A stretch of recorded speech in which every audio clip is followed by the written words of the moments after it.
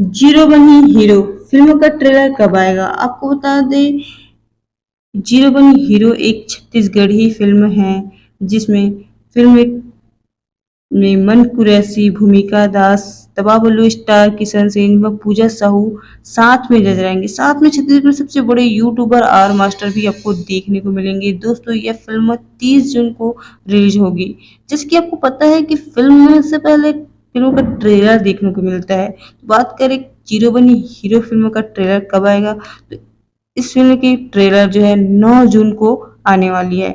बात करें इसमें, इस फिल्म में आपको एक्शन ड्रामा देखने को मिलेगा। साथ ही साथ ये फिल्म जो है मन कुरैशी और किशन सेन की कॉम्बिनेशन वाली पहली फिल्म है, तो देखना यह बनता है कि यह फिल्म कितना धमाल मचा पाती है। ऐसे ही अपडेट रहने के लिए ए टू बी न्यूज़ को सब्सक्राइब जरूर करें।